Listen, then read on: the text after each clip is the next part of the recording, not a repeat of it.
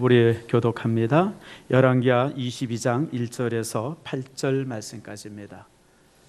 열왕기하 22장 1절에서 8절 말씀 찾으셨죠? 자, 교독합니다. 요시야가 왕위에 오를 때에 나이가 8세라 예루살렘에서 31년을 다스리니라. 그의 어머니의 이름은 여디다요 보스가 아다야의 딸이더라.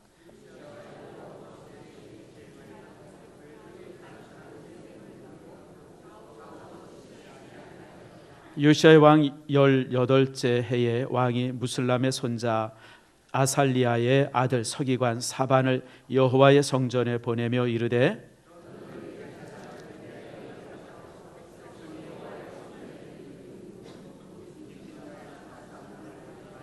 여호와의 성전을 맡은 감독자의 손에 넘겨 그들이 여호와의 성전에 있는 작업자에게 주어 성전에 부서진 것을 수리하게 하되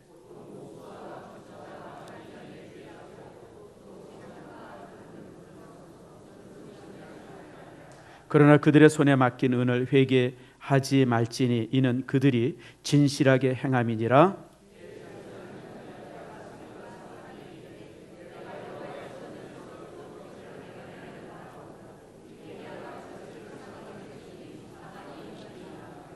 아멘. 기도합니다. 하나님 감사합니다. 오늘 이 시간 주의 말씀을 우리가 함께 나눕니다. 말씀이 우리에게 은혜가 되게 하시고 말씀 안에서 우리의 삶이 새로워질 수 있도록 복을 내리워 주시옵소서. 하나님의 말씀은 양날선 검입니다. 말씀이 우리 안에 임함으로 해서 내 속에 있는 죄와 거짓과 잘못된 것이 사라지도록 쪼개지도록 그것이 아버지 하나님의 은혜 안에서 녹아지도록 주님 축복해 주시옵소서. 말씀은 성령의 검인데 성령의 검인 말씀이 우리 안에 와서 죄가 그리고 거짓이 아버지 우리 속에 있는 아버지 하나님 무지함이 이 시간에 다 수술되게 하시고 하나님 안에서 온전히 세워지는 저희들 되게 해 주시옵소서. 특별히 아버지 말씀의 능력이 우리 속에 임함으로 우리의 육신의 질병이 치유되게 하시고 마음과 삶과 생활의 질병들 아픔들이 오늘 이 시간 치유되어지는 축복 내리워 주시옵소서. 모든 것 주 앞에 감사드리고 예수님의 이름으로 기도드립니다. 아멘. 오늘절은 부활절입니다. 여러분 부활의 기쁨이 여러분 속에 있기를 축복합니다. 주님께서 오늘 새벽에 죽음을 깨고 일어나셔서 부활하셨습니다. 그 부활로 인해서 우리가 죄에서 속죄함을 입고요. 지금 우리가 하나님의 자녀로서 이 자리에 이렇게 앉아 있습니다. 예수님의 부활은 모든 죄를 이긴 부활입니다. 예수님의 부활은 모든 저주를 이긴 부활입니다. 예수님의 부활은 불의와 사망을 이긴 부활입니다. 그러므로 그 부활이 정말 이 땅, 이 세상의 모든 민족 속에 임함으로 인해서 정말 놀라운 부활의 축복들을 온 세계가 맛보는 그런 축복의 날이 되어지기를 축원합니다. 특별히 저는 참 우리나라에 참 부활이 필요하다, 그리스도의 부활이 필요하다고 생각을 합니다. 부패하고 암울하고 어두운 이 땅에 생명의 빛이, 그리스도의 생명의 빛이 비춰져야 합니다. 참 우리 주변에 보게 되어지면 특별히 이제 일산 지역은 너무너무 아름다운 곳이에요. 봄철에는 벚꽃으로, 가을은 단풍으로 저는 세계 어디에도 또 대한민국 어디에도 이렇게 이쁜 지역을 특별히 호수로로 가는 길은 말할 수 없이 이쁜데 참 주님의 부활을 축하하듯이 지금 호수로 가득히 이렇게 제 꽃이 만발해 있습니다. 주님의 부활의 능력이 그리고 부활의 힘이 복음의 놀라운 능력이 이 땅에 가득 채워지는 축복이 있기를 축원합니다. 이스라엘의 역사를 살펴보면요, 특별히 이스라엘의 역사를 살펴보면 암흑의 시대가 있었습니다. 신앙의 아픔, 신학의 암흑 시대는 그 시대의 사회의 암흑 시대랑 항상 연결이 되어지죠. 그 중에 가장 깊은 암흑의 시대가 므낫세라고 하는 임금의 시대가 가장 깊은 암흑의 시대였었습니다. 저가 이제 나사렛을 다스린 게 한 55년이 되어지고 그의 아들 아몬이 나라를 한 2년 다스리는데요. 그 57년은 참으로 이 유대 땅이 말할 수 없이 신앙적으로나 삶에 있어서 어둠의 시대였었습니다. 므낫세 자체가 하나님을 부인하고요. 동시에 또 이제 요술과 사술 이방에 빠졌고 심지어는 자기 아들을 몰렉 신에게 제물로 바칩니다. 여러분 모든 제사는요 동물의 피로 드리는데 이 몰렉 신은요 아들을 죽여서 바쳐야 되는 그런 신앙이에요. 근데 이런 몰렉신에게 자기 아들을 죽여서 바치는 정말 아주 그 말할 수 없는, 그래서 이스라엘 땅 자체가 그 어두움과 그리고 이제 부패와 타락, 다시 말하면 지옥 그 자체였었습니다. 열왕기하 21장 16절은 이 당시 그 모습을 이렇게 설명합니다. 우리 한번 같이 읽어봅시다. 열왕기하 21장 16절 바로 전장이죠. 같이 다 같이 읽습니다. 시작. 므낫세가 유다에게 범죄하게 하여 여호와께서 보시기에 악을 행한 것 외에도 또 무죄한 자의 피를 심히 많이 흘려 예루살렘 이 끝에서 저 끝까지 가득하게 하였더라. 이게 그 당시 므낫세 왕이 다스렸을 당시의 유대 땅의 모습입니다. 다시 말하면 신앙적으로도 말할 수 없이 범죄했고, 그리고 또 이제 그 통치에 있어서도 얼마나 잔인하게 통치를 했는지, 예루살렘 성의 이 끝에서 저쪽까지 무죄한 죄의 피, 다시 말하면 선하고 옳게 사는 사람들의 피가 예루살렘에 가득 차여질 정도로 그렇게 정말 이렇게 패역한 정치를 했던 사람이 이제 이 므낫세입니다. 이 므낫세가 죽고 나서 이제 그 아들이 왕이 됩니다. 그게 누구냐면 아몬입니다. 근데 아몬은요, 이 아몬이라고 하는 이름은 그 애굽의 신 이름입니다. 그러니까 므낫세가 자기 아들 이름을 애굽의 신 이름으로 자기 아들의 이름을 지어줍니다. 그러니까 여러분, 아몬 또한 므낫세의 길을 따르죠. 그래서 그도 아버지와 똑같이 하나님을 배신하고, 그리고 또 백성을 아주 공포 정치로 그렇게 이제 이끌어가죠. 결국 이런 폭정 앞에 이제 반란이 일어납니다. 그래서 성경은 아몬이 궁정에서 그를 지키는 호위하고 있는 사람들로부터 암살을 당했다라고 이제 성경은 기록하고 있습니다. 그렇게 되어졌을 때 백성들이 그런 반란을 그대로 보지 아니하고 이제 이 아몬을 죽인 그런 사람들을 다시 이제 처단하고, 그리고 이제 아몬의 아들을 이제 왕으로 세웁니다. 그가 누구냐면 요시아입니다. 그때 나이는 8살입니다. 8살이라 그러면 우리나라 같으면 초등학교 2학년이죠. 이제 막 철은 둘째 치고 이제 이 엄마 무릎에 앉아가지고 이렇게 응석을 부려야 될 그 나이인데, 그 나이에 이제 저가 왕이 되어지는 이제 그런 일이 이제 있어집니다. 그게 바로 오늘 우리가 읽은 이 본문의 말씀입니다. 그런데 그래서 우리가 재미난 것을 하나 발견하게 되어져요. 그게 뭐냐면, 이스라엘은 남북으로 갈라진 거 여러분 아시죠? 솔로몬 다음 왕이 이제 르호보암인데, 르호보암 때 나라가 이제 둘로 나눠집니다. 북쪽은 이스라엘이고 남쪽은 유다입니다. 근데 북쪽 이스라엘은 왕조가 끊임없이 바뀝니다. 반란이 일어나서 죽이면 또 그 사람이 다시 왕이 되어지고, 또 그 다음 사람들이 또 전왕을 죽이면 또 왕이 되어지고, 그래서 왕조가 7왕조나 바뀝니다. 그 짧은 역사를 통해서. 남쪽도 반란이 일어납니다. 이제 이런저런 일로 해서 반란이 일어나죠. 그래도 반란이 일어나더라도 항상 왕은 다윗의 후손이 왕이 됩니다. 여러분, 만약에 어떤 사람들이 반란을 일으켜서 왕을 죽였어요. 근데 그 죽은 왕의 아들을 다시 왕으로 삼게 되었지만 뭔 일이 일어나죠? 당연히 철들면 복수가 일어나죠. 우리가 그런 역사 기록을 너무 많이 봅니다. 여러분 잘 아는 것처럼 연산군, 그 연산군에 관한 이야기 여러분 잘 아시죠? 연산군이 초기에는 왕노릇 아주 참 잘했던 사람입니다. 아주 효자였었고 괜찮았던 사람이라고 그래요. 그런데 금산의 피라고 그 어머니가 이제 장녹수인데, 이제 이렇게 사약을 먹고 이제 죽음을 당하게 되죠. 그 사실을 철이 들어서 왕이 돼서 알게 되어져요. 그럴 때 자기 어머니를 죽이는데 일조했었던 모든 사람들을 다 죽이죠. 그게 무호사화고, 그때 얼마나 많은 사람들이 죽게 되는지 모릅니다. 여러분, 이런 것처럼 이렇게 이제 이 왕이 된 사람이 이제 또 이 반란을 일으키고 나면 그 다음 왕이 그 왕의 후손이면 항상 복수를 하게 돼 있지만, 그럼에도 불구하고 여러분들, 유다 나라는 항상 다윗의 후손만이 왕을 합니다. 왜 그런지 아세요? 하나님의 약속 때문에 그렇습니다. 하나님께서 다윗을 향해서 뭐라고 약속합니까? 내 후손이, 내 씨가 항상 유다의 왕이 될 것이라고 약속을 합니다. 그리고 이 약속을 하나님이 지키고 백성이 지켜요. 그래서 반란이 일어나도 다시 다윗의 후손이 왕이 되고, 반란이 일어나도 다시 왕이 되고, 항상 그런 일들이 있어지는 걸 봐요. 여러분, 시편에 보면 의인의 자손은 걸식함을 보지 못했다라고 하는 말씀이 있습니다. 자녀에게 줄 수 있는 최고의 유산은 내가 믿음으로 잘 사는 겁니다. 자녀에게 아무리 재산을 많이 물려주고 자녀를 아무리 이것저것 많이 해줘도요, 여러분 그거 믿을 만하지 못합니다. 내가 신앙으로 잘 살면 하나님이 내 자녀를 책임져 주십니다. 아멘 하십니까? 여러분 그 믿음을 가지세요. 내가 믿음 안에서 옳게 살고 내가 믿음 안에서 바르게 살면요, 하나님이 내 자손은 책임져줘요. 그래서 의인의 자손은 걸식함을 보지 못했다. 하나님의 선언입니다. 여러분 솔로몬이요 종종 죄를 졌어요. 솔로몬이 잘못했어요. 그래도요 그 기록을 보면 하나님께서 다윗을 생각하여 솔로몬을 벌하지 않았다 그래요.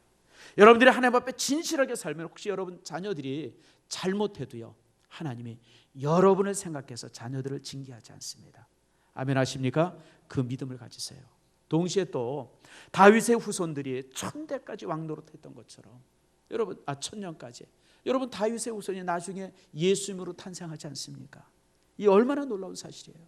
내가 내 씨로 이스라엘의 왕되게 하겠다고 하는 그 하나님의 약속에 결국 예수 그리스도를 다윗의 후손으로 오게 하시는 이런 놀라운 축복을 이룹니다. 그래서 여러분들 신앙 안에서 잘 사는 축복이 여러분 속에 있기를 축원합니다. 자, 다시 본문으로 돌아옵니다. 요시야가 이 위에 나아갈 때 이제 왕이 된 나이가 8살입니다. 8살이 뭘 알겠어요, 여러분들? 8살이 뭘 알겠어요? 이스라엘 그 성경을 가만히 읽다 보면요, 나이에 대한 몇 가지 구분이 있습니다. 여러분, 유대인들은 신앙적 성인이 12살입니다. 우리는 성인이 몇 살이죠? 우리나라는 성인이 몇 살이에요? 18이에요? 19이에요? 20이에요? 이번에 선거가 있죠? 몇 살부터 선거합니까? 예? 19이에요? 그거 지금 18로 낮추자. 뭐 대학생들이 선거하자 뭐 이래가지고 이제 그 야당 쪽에서는 이제 선거 이를 이렇게 이제 연령을 낮추려고 그래요. 아무튼 여러분 우리나라는 이제 18이 되어지면 이제 사회적 성인이 되죠. 근데 유대인들은요 신앙적 성인이 있습니다. 12살이 되면 신앙적 성인이 됩니다. 그래서 12살이 되면 성전에 가서 스스로 하나님 앞에 예배하는 나이가 되어집니다. 그래서 여러분의 자녀들 중에 5학년쯤 되어져서 12살이 되면 이미 신앙적 성인이 되었다고 하는 것을 여러분이 기억해야 합니다. 그 이전까지는 부모 신앙 안에 있지만 12살이 넘어서면 그때부터는 스스로 하나님 앞에 자기가 기도할 수 있고 또 예배할 수 있고 말씀을 읽을 수 있어요. 그래서 여러분들 이 신앙적 성인은 12살입니다. 사회적 성인은 유대인들에게서 사회적 성인은 20살입니다. 그래서 여러분 20살이 돼야 전쟁터에 나가게 합니다. 20살 전에는 전쟁터에 나가지 않게 합니다. 그래서 20살이 돼야 이제 사회적 성인이 되어져서 전쟁터에 나가고 그러죠. 그리고 이제 그들의 나이가 저기 이제 직무나 어떤 성전의 직무나 또 나라의 어떤 중요한 일들 이제 어른이 되어지는 이제 그런 뭔가 이제 되어지는 나이는 30입니다. 그래서 30이 돼야 이제 어떤 거 뭔가 책임지고 일할 수 있는 그런 사람들이 되어지죠. 그래서 여러분 다윗이 왕이 되었던 그 나이가 30이고요. 예수님이 공적 사역을 30에 시작한 것이 바로 그런 것들의 의미를 부여합니다. 그래서 여러분 30이 되어지면 책임질 수 있는 나이입니다. 그러니까 나이 30이 넘으면요 스스로 자신의 결정과 이런 여러 가지 부분에 있어서 책임져야 될 나이가 30입니다. 그래서 여러분 이런 나이의 구분이 있어요. 그렇기 때문에 여러분 정상적이라고 하면 마땅히 이스라엘 민족의 왕이 되려면 최소한 20살은 넘어야 돼요. 20살은 넘어야 사회적 성인이 되기 때문에. 그런데 여러분 요시야는 8살의 왕이 됩니다. 아무것도 모르는 나이에 왕이 되어지죠. 여러분 요시야가 물려받은 나라는 또 어떤 나라였었습니까? 자기 아버지가 왕궁 안에서 부하들에게 칼에 찔려 죽임을 당하는 그런 반란이 난무하던 나라였었고요. 할아버지 때부터 되어왔었던 아주 패역한 정치로 인해 가지고 온 나라가 나라의 기강도 없고 완전히 그냥 무너진 그런 나라. 다시 말하면 요시야는 실로 최악의 조건 속에서 왕이 된 사람이에요. 그것도 8살에. 그런데요 성인이 된 요시야는요 할아버지와 아버지와 전혀 다른 삶을 삽니다. 여러분 요시야는요 이스라엘 민족의 진정한 그 어둠의 시대를 새롭게 개혁의 임금이었었고요. 동시에 제2의 다윗이라고 불려집니다. 심지어는 다윗 이후에 다윗의 길을 갔던 그런 길로 모든 길로 행했다고 언급된 유일한 왕이 바로 요시아입니다. 자, 우리가 볼 때는 요시아는 참 그럴 만한 배경이 없었던 사람이에요. 여러분 8살에 왕이 되죠. 또 이제 주변에 굉장히 뒤숭숭하죠. 왕궁은 살벌하죠. 나라는 피폐해 있죠. 그런 가운데서 왕이 되어졌는데 다윗 이후에 최고의 왕으로서 그 이름이 자리매김되어집니다. 어떻게 이런 일이 있을 수 있을까? 참 신비하죠. 그래서 오늘 이 시간에 이 부분들을 우리가 함께 살피면서 이제 은혜를 나누려고 합니다. 자, 요시아가 어떻게 이렇게 좋은 신앙인이 될 수 있었을까? 그게 2절입니다. 자, 2절 말씀 같이 한번 읽읍시다. 시작. 요시아가 여호와 보시기에 정직히 행하여 그의 조상 다윗의 모든 길로 행하고 좌로나 치우치지 아니하였더라. 좌우로 치우치지 아니하였더라. 저는 요시아의 인생의 삶, 요시아의 왕된 삶을 쭉 보면서 묵상할 때 제일 제가 은혜를 받았던 구절이 2절 후반절입니다. 따라합시다. 좌우로 치우치지 아니했다. 참 여러분 이게 쉬운 삶이 아니에요. 우리가 보통 비범한 사람이라 그러죠. 비범한 사람. 비범한 사람은 어떤 사람이 비범한 사람이 됩니까? 평범한 삶에 절제를 잘하는 사람이 비범한 사람이 되어져요. 요즘 아이들이 게임을 좋아하죠. 우리 아이들도 보면 게임을 참 좋아해요. 그런데 여러분 애들이 게임 하지 말라고 그러면요, 애들 집 나가죠. 어디 가서 해요? 여러분 게임방에 가서 게임하잖아요. 근데 여러분들 게임할 수 있어요. 근데 건강한 아이들은 여러분 딱 절제할 줄 알아요. 공부하다가 조금 이렇게 피곤하고 그러면 잠깐 게임하거든. 여러분 그래서 게임이 다 나쁜 게 아니에요. 우리는 어렸을 때 무슨 게임 했어요? 제가 5층에 올라가 보면요, 5층이 요즘에 햇빛이 이렇게 아주 많이 쬐요. 저는 5층에서 올라갈 때마다 제 사무실 들어갈 때마다 항상 기억나는 게임이 있어요. 뭐냐면 제가 어렸을 때 양지 바른 데 앉아가지고 이렇게 동그라미 긋고 이렇게 사근팔이 요만한 거 아주 땅 따먹기 했던 기억. 손 들어보세요. 무척 많이 했어요. 저는 땅 따먹기. 그 3번에 갔다 와야 이제 내 땅 되잖아요. 그놈의 땅 그냥 차지하려고 아무튼 그냥 그러고 막 그랬던 기억이 지금도 나요. 요즘 아이들은 땅 따먹기 안 하고 뭐 하게 하죠? 뭐 스타크래프트인가 뭐 그런 거 하고. 요즘에 그게 여러분 땅 따먹기예요, 여러분들. 그러니까 여러분들 하지 말아라 그러지 마세요, 여러분들. 그거 어떻게 안 하겠어요? 다만 절제하게 돼요. 그래서 여러분 균형 잡혔다라고 하는 것은 절제한다고 하는 거예요. 절제. 스스로 자신의 삶들을 이런 여러 가지 모습 속에서 절제할 수 있어야 됩니다. 보통 사람들은 꿈만 꾸지만 성공하는 사람들은 꿈을 이루기 위해서 잘 자기를 복종을 시킵니다. 절제. 그게 바로 좌우로 치우치지 않는 거예요. 특별히 여러분 이 균형 잡혔다고 하는 말은, 좌우로 치지 아니했다는 말은 다시 말하면 조화나 화합을 말하기도 합니다. 우리가 여러분 화합할 수 있어야 돼요. 항상 조화로움이 있어야 돼요. 저는요, 내 옆에 나 가까이 나랑 똑같은 사람이 있는 게 싫어요. 어떤 사람이 목사님이랑 너무 똑같아요 그런데 난 그런 사람 보면 좀 징그러워요. 나 같은 놈이 나 하나면 됐지 뭘 또 하나가 더 필요해요. 저는요, 내 옆에 나랑 전혀 다른 사람이 있으면 좋아요. 나랑 음식도 다르고 나랑 습관도 다르고 나랑 가지고 있는 관심도 다르고 이런 사람들이 옆에 있으면 참 좋아요. 왜냐하면 배울 게 많아요. 그리고요, 그런 사람들과 함께하면요 항상 더 큰 일을 할 수가 있어요.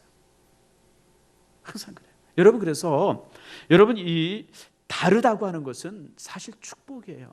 내 주변에 다른 사람이 있다고 하는 것은 축복인 겁니다.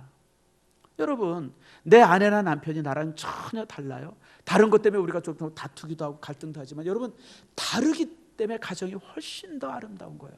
똑같은 사람 둘이 써보세요. 가정 망하지. 한 사람은 그냥 확 이러고 한 사람은 조용히 해야 이게 가정이 절제가 있죠. 두 사람은 와 이러면요 여러분 결혼해서 2, 3년 안에 다 거지돼요. 여러분들 두 사람 다 꽁 해가지고 있으면요 가정이 여러분 그냥 고요잠잠해가지고요. 그래서 한 사람은 막 이러면 또 여러분 그런 게 좋죠. 근데 여러분 아세요?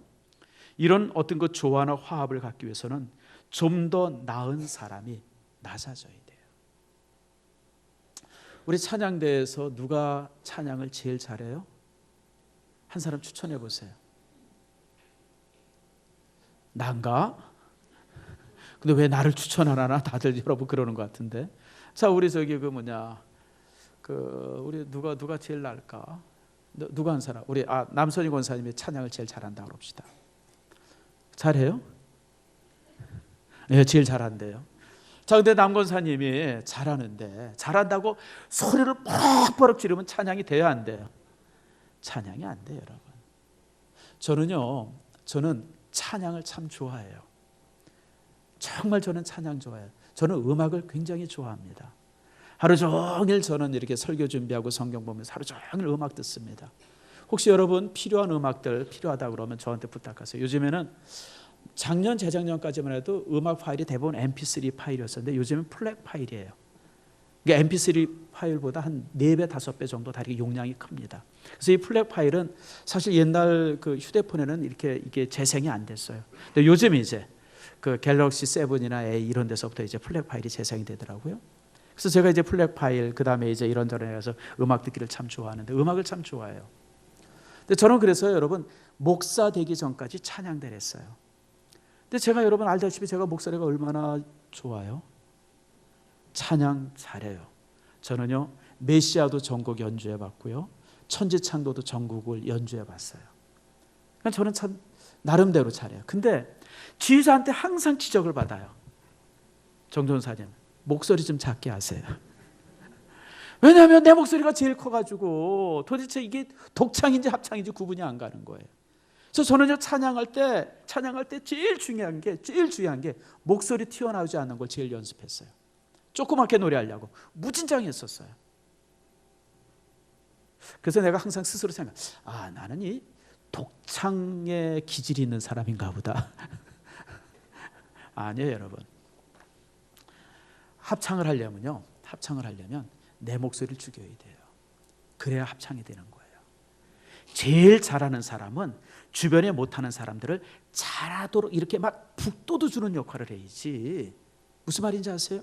그게 잘하는 사람이지. 잘한답시고 혼자 소리 내면요 그건 합창이 아니죠.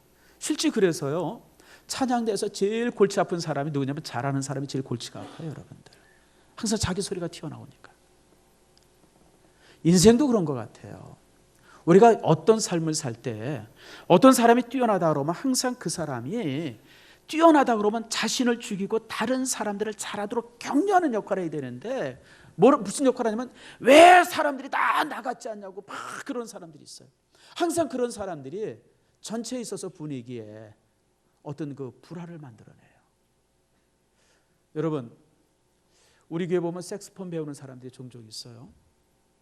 옛날 이봉조 씨의 색스폰 얼마나 폼났어요. 밤하늘의 블루스 뭐 이런 거 부르고 탁 그러면 그냥 사람들 가슴을 저리게 했는데 여러분 아세요? 오케스트라에 색스폰 자리가 없어요. 난 그거 신기하더라고요. 여러분 금관악기 중에서 제일 사람들이 폼나게 부르는 게 색스폰인데 금관악기 중에서 오케스트라 안에 색스폰 자리가 없어요, 여러분들. 잘 아는 것처럼 여러분 트럼펫이나 뭡니까 트럼폰이라든지 무슨 비슷한 건 있어도 색스폰은 오케스트라에 자리가 없어요. 제가 곰곰이 생각했어요. 아니 사람들이 색스폰 부르는 걸 되게 좋아하는데 우리 교회도 배우러 다니는 사람이 여럿 있어요, 여러분들. 근데 왜 오케스트라에 자리가 없나? 왜 그럴 것 같아요? 소리가 커요. 커도 너무 커요. 다른 악기 소리가 그 소리에 다 묻혀버려요. 나는 그래서 혹시 제 생각이 틀린지도 모르겠어요. 나는 그렇게 생각하고 있어요. 색스폰 소리가 너무 크기 때문에 오케스트라에 적합하지 않은 모양이다. 그래서 아마 빼버린 것 같다. 저는 그렇게 생각해요. 여러분 굉장히 중요한 겁니다. 조화라고 하는 것은 나를 낮추는 거예요. 그게 조화고 하모니입니다. 종종 보게 되면 자기 소리가 꼭 나와야 된다고 생각하는 사람들이 있어요. 자기 의견이 꼭 반영돼야 된다고 생각하는 사람이 있어요. 그래서 버럭버럭 우기는 사람들이 있어요. 여러분 그런 사람은 전체 질서를 무너뜨려요. 분위기 싸늘하게 만들고요. 열심히 하려고 그러는 사람들 아주 초쳐버리고요. 대단한 능력자죠. 여러분 그런 사람들은 조화, 하모니를 없애요. 교회라고 하는 것은 오케스트라입니다. 여기에는 색스폰이 필요 없어요. 여러분은 다 자작한 소리 속에서 하나님 앞에 영광이 돼야 돼요. 혼자만 크고 말입니다. 혼자만 말. 여러분 그러면 안 되죠. 교회라고 하는 곳은 항상 그런 곳이 되어야 돼요. 저는 요시아가 정말 그런 어려운 환경 속에서 그런 참 걸출한 임금이 됐던 이유가 무엇일까? 저는 나름대로 많이 묵상하면서 갖는 게 바로 좌로나 우로나 치우치지 않았어요. 다시 말하면 겸손하고 절제했고, 그리고 어떤 어떤 조화와 화합을 소중하게 여기는 그런 왕이었었어요. 그러다 보니까 여러분들 이렇게 정말 정말 나쁜 환경 속에서도 좋은 임금의 모습이 되었던 겁니다. 뿐만 아니라 이제 또 하나의 모습이 있죠. 그것이 바로 뭡니까? 그것이 바로 주변에 좋은 사람이 있었어요. 좋은 사람. 요시아 옆에요, 제사장이 있었고요.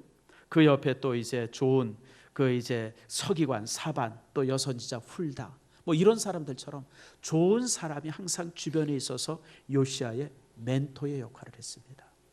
사람은 독불 장군이 없어요. 큰 일을 하려면 항상 주변에 좋은 사람을 둬야 돼요. 여러분, 교회도 마찬가지고요, 직장도 마찬가지예요. 사회에서도 항상 좋은 사람을 친구로 두세요. 제가 전에 한번 어떤 후배 목사인데 조금 어울리는 사람이 조금 안 좋은 사람이라고 어울리더라고요. 사람들이 좀 안 좋다고 여기는 사람이랑. 그래서 제가 한번 불러서 얘기를 했어요. 저기 누구야, 그 사람이랑 좀 안 어울렸으면 좋겠다. 그랬더니 이 친구가 뭐라냐, 목사님, 내가 그 사람이랑 안 어울려주면 그 사람은 아무도 어울리는 사람이 없어요. 그래서 불쌍해서 내가 어울려줘요. 그래요. 또 그 말도 맞아요, 틀려요? 맞잖아요. 그래? 또 그런가 보다. 근데 한 3년 지나니까 두 놈이 똑같아졌어요. 똑같이 안 좋은 사람이 됐어요. 그래서 그걸 이렇게 보면서 사람이란 참 영향을 받는구나. 좋은 데 영향받기보다는 나쁜 데 영향받는 게 훨씬 더 많구나. 여러분들이 교회 안에서도 그렇고 직장에서도 사회에서도 그렇고요, 다른 사람들한테 안 좋다고 지적받은 사람이랑은 교제하지 마세요. 내가 볼 때 안 좋아요. 안 좋더라고요. 가능한 기도 많이 하는 사람, 정직한 사람, 정말 올바른 사람, 사람들로부터 칭찬 듣는 사람, 그런 사람이 내 주변에 있을 때 내가 좋은 영향을 받는 거예요. 오늘 요시아가 그랬어요. 요시아 주변에 여러분 hil기야라고 하는 제사장이 있었고, 사반이라고 하는 사관이 있었고, 훌다라고 하는 선지자가 있었어요. 이런 신앙에 좋은 사람들이 가까이에서 이렇게 좋은 멘토가 되어지니까 여러분, 저의 삶이 얼마나 좋은 삶이 되는지 몰라요. 그래서 여러분, 제가 여러분에게 부탁드립니다. 신앙은 균형 잡힘이 있어야 하고, 신앙은 항상 옆에 좋은 사람이 돼야 돼요. 그리고 여러분들, 다시 말씀드리지만 여러분, 정말 다른 사람을 세우는 사람 되세요. 저는 참 영웅둥이에 보면 두 종류의 영웅이 있더라고요. 자기가 영웅인 사람이 있고 영웅을 세우는 영웅이 있어요. 자기가 맨 앞에서. 물론 그 사람도 굉장히 훌륭하죠. 근데 정말 좋은 사람은 다른 사람을 영웅으로 세우는 사람이에요. 제가 그래서 개인적으로 바나바를 참 좋아합니다. 바나바는요, 일보다 사람을 더 중요시 여겼잖아요. 그러니까 항상 바나바는 사람 세우는 일을 참 많이 했고요, 결국 바나바에 의해서 세워진 사람이 바울이라든지 또 마가라든지 또 이런저런 사람들이 바나바로부터 세워지고 그 사람들이 큰 역할들을 하더라고요. 그러니까 여러분들이 정말 그런 모습이 되어지기를 축복합니다. 바로 이제 hil기야나 사반이나 훌다 같은 사람은 사람을 세우는 일에 항상 힘썼던 사람이에요. 어린 왕 8살밖에 안 됐지만 가장 옆에서 또 그렇게 얘기하고 또 다듬어주고 또 교육하고 훈련하고, 그래서 한 사람의 왕을 왕답게 키워낸 사람들이 있었고, 그러면서 되어졌죠. 자, 이제 두 번째로 볼 것은 개혁입니다. 나라가 어둡고 힘들고 막 이렇게 되어지면 뭔가 개혁이 필요한데, 개혁하자 그래서 개혁되어지는 일 없어요. 여러분들, 개혁을 모토로 하는 사람들은 사실은 그것을 이제 이렇게 어떤 이익의 방법으로 쓰는 것이 진짜 개혁하는 사람이 아니에요. 제가 볼 때 저는 요시아의 개혁을 이렇게 가만히 한 주일 내내 묵상하면서 개혁이 무엇인지를 요즘에 이제 다시 한번 알게 되어져요. 여러분, 개혁의 제일 첫 번째 모습은요, 하나님의 교회를 바로 세우는 거예요. 아세요? 교회가 바로 설 때 세상이 깨끗해집니다. 교회는 세상의 빛입니다. 여러분, 요시아가 임금이 돼서 이제 몇 년을 지나면 18년이 지났어요. 이제 요시아의 나이가 26살이 됐어요. 보니까 예루살렘 성전이 그냥 초토화됐어요. 그냥 초토화됐어요. 폐허가 됐어요. 폐허가. 그럴 때 요시아가 그 성전을 바로 세우라고 명령을 합니다. 무너진 성전을 바로 세울 때 개혁이 시작이 되어지는 거예요. 교회는요, 여러분, 우리나라 이 땅에 교회가 수없이 많습니다. 그러나 여러분, 교회가 세상에 참된 빛이 되어질 때 여러분, 세상이 변화되기 시작하는 겁니다. 교회가 타락하고 교회가 어떤 죄의 온상이 된다든지 교회가 사람들로부터 손가락질 받기 시작하면요, 그 사회는 설 수 있는 자리가 없어요. 제도나 정치로 여러분 세상이 바뀝니까? 어림도 없죠. 요즘에 대통령 선거 나오겠다는 사람이 어제 보니까 13명이더라고요. 제일 많대요. 여러분 안 나가길 잘했어요. 여러분 나갔으면 14명, 15명 될 뻔했는데 그나마 그래도 여러분들이 그냥 참는 바람에 이제 13명밖에 안 됐어요.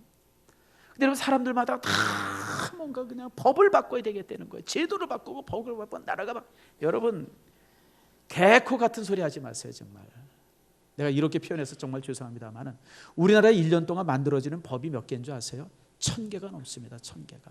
얼마나 많게 법이 만들어지고 규정이 만들어지고 규칙이 만들어지는지요. 아무튼 그냥 복잡해요. 복잡해. 근데 그렇게 1년에 수백 수천의 법이 만들어지는데 사회가 바뀝니까? 더 타락하죠. 더 문제가. 여러분, 제도 때문에 나라가 세워지는 것 아니에요. 여러분들, 무슨 정책을 바꾸고 뭐 그런다고 해서 그 나라가 세워지는 것 아닙니다. 여러분, 나라가 세워지길 원해요? 좋은 나라가 되기를 원합니까? 교회가 바로 서면 돼요. 일산 신성교회가 바로 서고요, 이 땅에 있는 교회들이 정말 건강한 모습으로 세상에 빛이 되어지면 이 나라는 새로워집니다. 아멘 하십니까? 정말 그래요. 교회가 바로 서면 돼요. 제가 바로 서고 여러분들이 바로 서면 돼요. 우리가 정직하게 살고 여러분들이 정직하게 살면 나라는 바뀌어요. 여러분을 통해서 뭐 다른 사람 바꾸려고 애쓰지 마세요. 여러분, 내가 누굴 바꿔요? 나 하나 바꾸면 돼요. 나 하나. 저는 뭐 세상을 바꾸려고 애쓰는 사람들의 모습을 이렇게 봐요. 제가 언제 봤던 영화 중에 그런 영화가 하나 있더라고요. 어떤 친구가 막 이제 고민을 해요. 고민을 하고 막 사회에 대해서 고민하고 그러니까 그 친구가 이제 가수인데 옆에 있는 사람이 그런 얘기를 해요. 누구 노래를 한번 들어보라고. 그 노래 가사가 뭐냐면 세상을 바꾸지 말고 나를 바꿔라, 그런 가사가 있으니까 그 노래 들어보라고 그래요. 근데 이 친구가 뭐라면 그 노래 내가 불렀어요 그러더라고요. 그 노래 내가 불렀다고. 무슨 얘기예요? 여러분, 내가 무슨 수로 세상을 바꿔요? 내가 바꿔지는 거예요. 내가 바꿔지면 우리 믿음의 사람, 천만의 믿음의 사람들이 하나님 앞에 올바로 바꿔지면 우리가 세상을 바꿀 수 있어요. 여러분, 그럴 수 있기를 축복합니다. 여러분, 그래서 요시아 임금은요, 이렇게 무너진 제단을 회복할 때 온 백성들이 함께하기를 요구합니다. 나라의 재정으로 성전을 건축하는 것이 아니라 백성들의 마음이, 왜냐하면 나라가 타락하는 것은 지도자 한 사람의 타락으로 되어지는 게 아니에요. 여러분 보세요. 우리나라가 지금까지 이렇게 왔지만 나라가 어느 시대에 부패해졌다 뭐했다 그러면 항상 거기에 동조하는 국민들이 있어요. 여러분들, 그것에 휩싸이는 국민들이 있으니까 그렇게 되는 거죠. 여러분, 대통령 한 사람이 무슨 수로 나라를 바꿔요? 함께하는 사람들이 있기 때문에 되어지는 거예요. 므낫세 왕도 마찬가지였었어요. 므낫세가 패역한 사람이었는데 백성들이 다 함께했던 거예요. 다 함께했던 거예요. 그 백성들도 문제예요. 왕인도 문제지만 백성. 그러니까 모든 백성들이 하나님 앞에 성전을 다시 수축하는 일에 참여하도록 했던 겁니다. 여러분, 제도를 바꾸는 것이 아니라 백성들의 마음이 하나님께 돌아올 때 진정한 개혁이 이루어집니다. 그럴 수 있기를 축복합니다. 자, 그런데 그렇게 성전을 수축하다가 성전에서 뭘 발견하냐면 성경을 발견해요. 신명기 성경입니다. 참 코미디죠.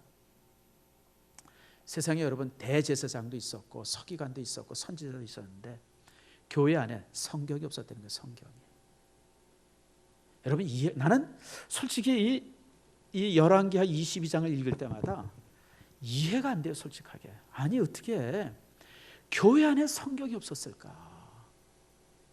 아니 성경이 없었는데 제사장이 무슨 수로 제사장 노릇을 하고 있었고, 선지자들이 무슨 수로 선지자 노릇을 하고 있었는지 나는 도대체 이해가 안 가, 이해가.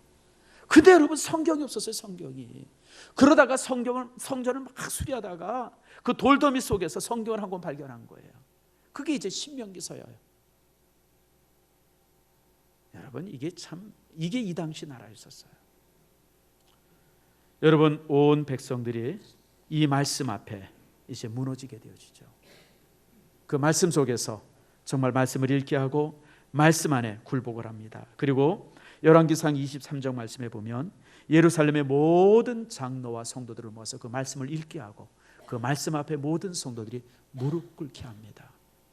진정한 개혁은 하나님의 말씀 안에서 되어지는 겁니다. 이 나라가 제도나 법에 의해서 세워지는 나라가 아니라 하나님의 말씀 안에서 세워지는 나라가 되어지면 이 나라는 개혁되어집니다. 아멘 하세요. 여러분 그럽니다.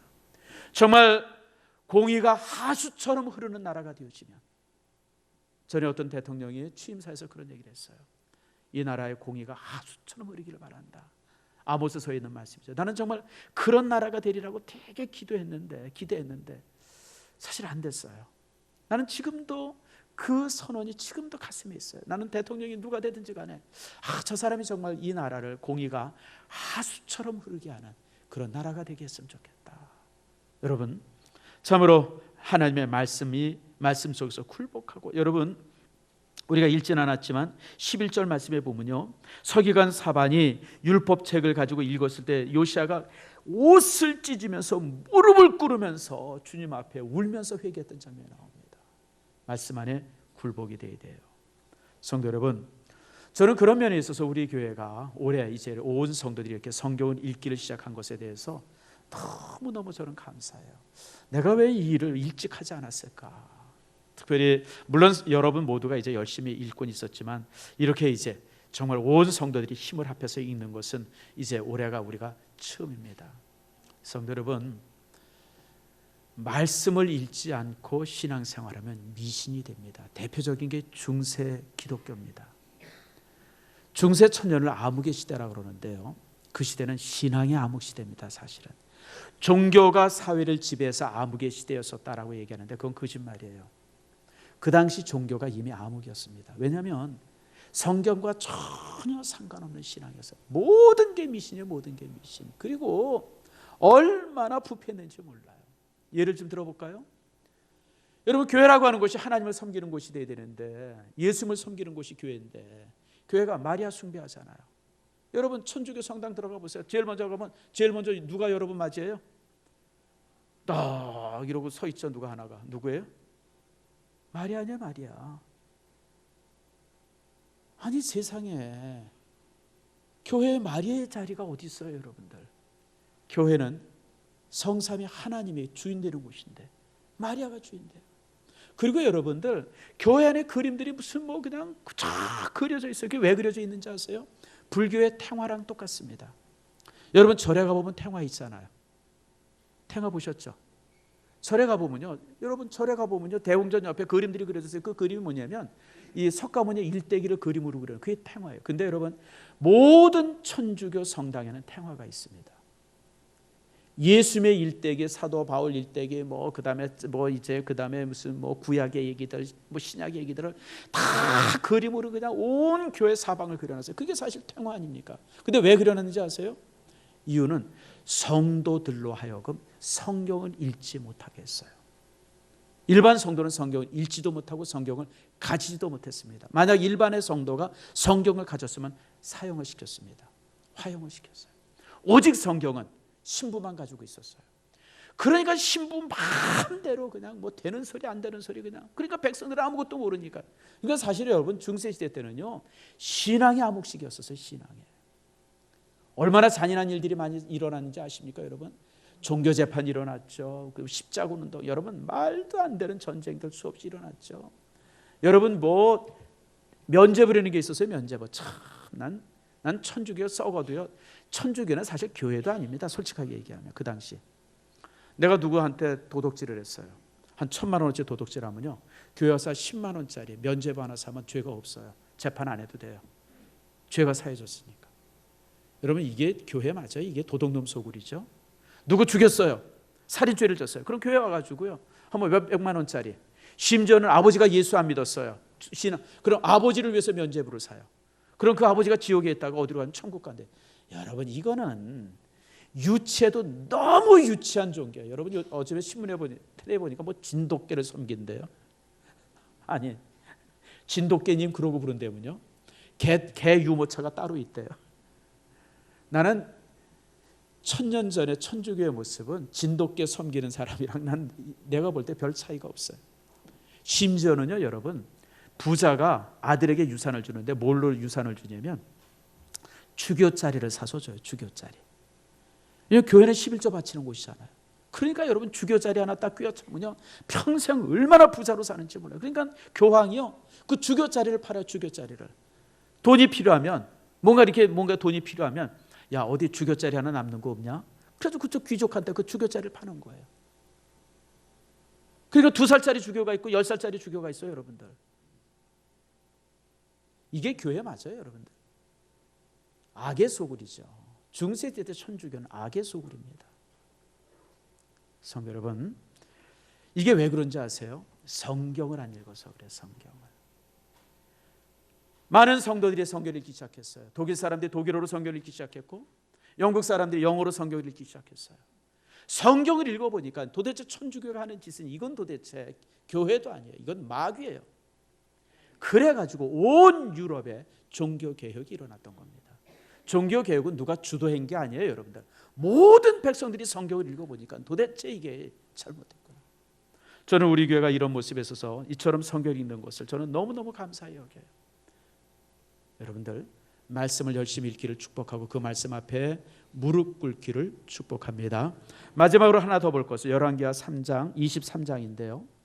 여러분 23장 4절에서 23절까지 있는 말씀인데 이때 요시아가 한 가지를 더 명령합니다. 뭘 명령하면 유다와 예루살렘에 산지한 모든 우상의 전각과 형상들 거기에 쓰여져 있는 기구들 다 불살르라고 명령을 합니다.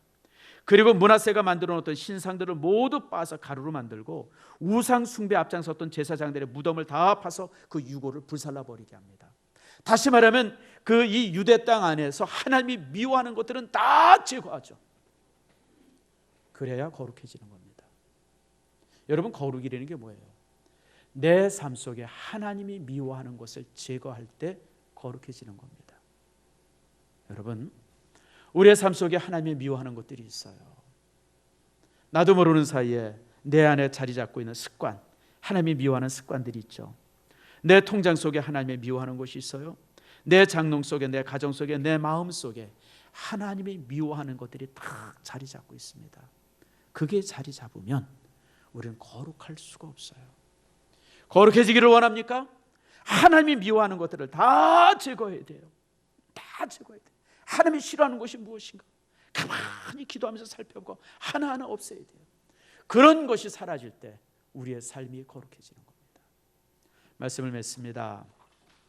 성도 여러분, 열왕기하 23장 25절 말씀을 한번 같이 읽어봅시다. 자, 요시아에 대한 평가입니다. 자, 같이 한번 읽읍시다. 시작.